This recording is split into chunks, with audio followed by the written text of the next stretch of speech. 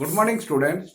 In this video, I shall discuss a new chapter, and first of all, I shall discuss the roadmap of this new chapter, that is reproduction in organisms. Now, first of all, when we start this chapter, first we shall give you some introduction about this process, that is the reproduction. Now here, what is reproduction? No doubt, reproduction is a natural process. It is one of the most important life process in the organisms. Now, the next question, why do organisms reproduce? If the organism will not reproduce, then what will happen? So that is why another important question. And here, the organism normally reproduce for the continuation of the generation. Now, if they will reproduce, they must reproduce, they should reproduce, but are all the organisms they reproduce in the same way? No. The organisms, on the basis of their habitat, on the basis of their physiological processes, on the basis of their internal structure, their modes of reproduction are also different. So that is why we shall discuss in how do organisms reproduce. So if these are the lower organisms like microorganisms, unicellular organisms, they also reproduce. The higher plants, the animals, they also reproduce. So that is why their modes of reproduction are different from one another. Now, what factors normally depends upon or normally determines the type of or mode of reproduction? Now, what is the lifespan of the organism? Because every organism, they must die. So that is why even when God taken birth in the earth, he also died.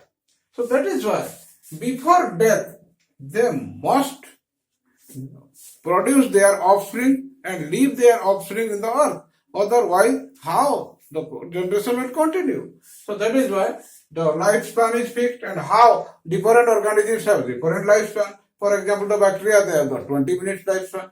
Some banyan trees, they have thousands of years of lifespan. Some animals like tortoise, they have 1,150 years of lifespan. So these lifespans are different, and their life cycles, the life cycles of these organisms are also different, because they have a pre-reproductive stage, reproductive stage, post-reproductive stage. So there are different stages, and we shall discuss about this.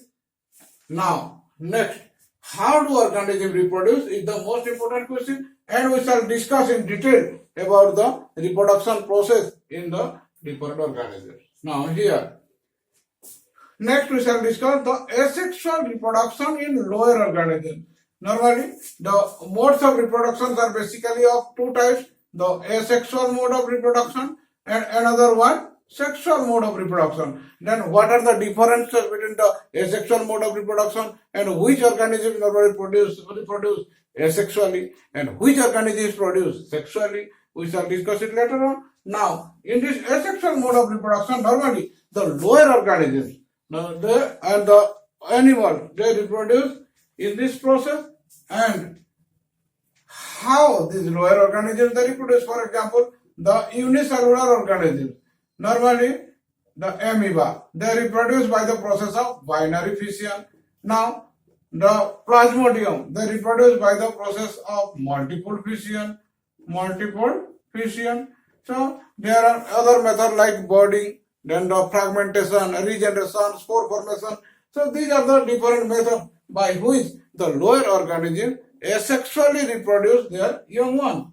Now some animals like your hydra, it reproduces by budding. Then planaria, it reproduces by regeneration. So that is why representation, fragmentation, they are also different methods. And sometimes this regeneration process is limited to the lower animals only. But the higher animals, normally they do not reproduce the new organisms by this asexual method.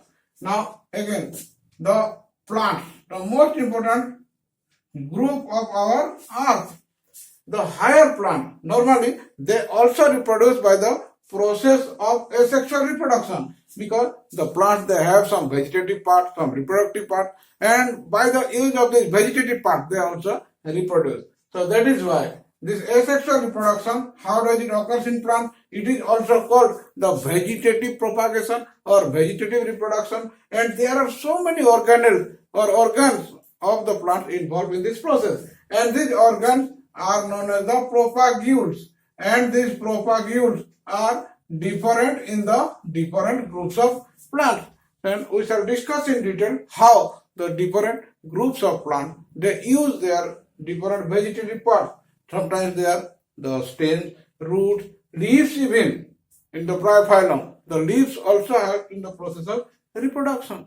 There are so many other stolon, then bulbils, these are also used in this process. So we shall discuss in detail about the asexual reproduction or vegetative propagation in case of higher plants.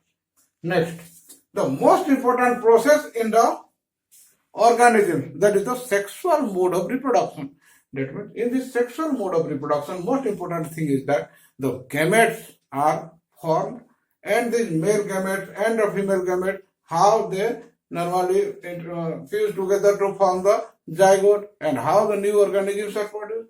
So that is why here the sexual mode of reproduction occurs in the higher plants and animals. In case of lower organisms, this sexual mode of reproduction normally does not occur. Now, this sexual mode of reproduction where the formation of gametes occurs first, that is the pre-fertilization event. And during this pre-fertilization event, first one, that is the gametogenesis. That means gametogenesis means formation of the gamete. In case of plant, the pollen grains are the male gamete and the egg cells are the female gamete. In case of animal, the spermatozoa are the male gamete, then the egg cells are the female gamete. So how these male gametes and the female gametes parts of the organism? So that is why there are some specific systems are there in the body, the male reproductive system, the female reproductive system. Now in case of flower, it may be your bisexual flower or it may be your unisexual flower. In case of animal, they are monoecious or they are bisexual or some are animal.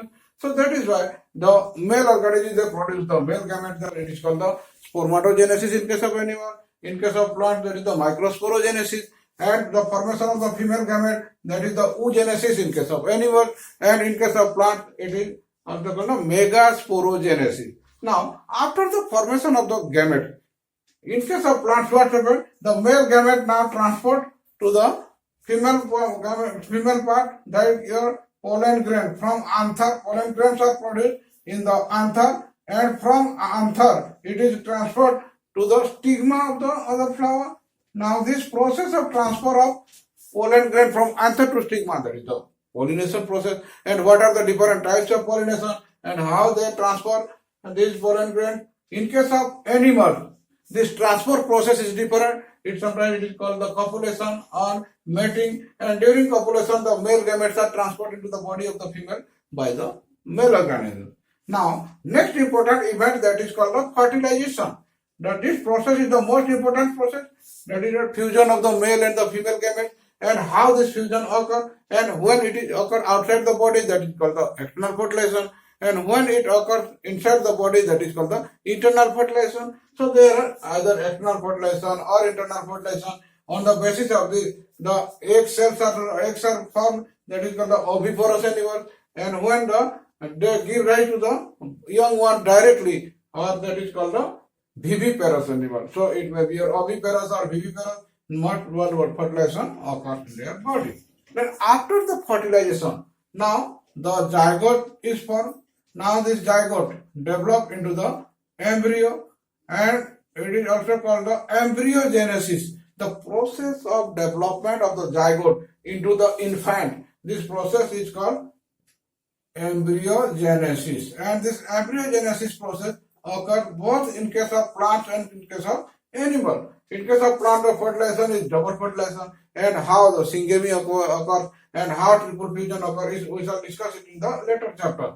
But after this post-fertilization event, now in case of plants, how the seeds are formed from the ovule, and how the fruits are developed from the whole ovary, and sometimes the new fruits are also developed from the unfertilized or without fertilization.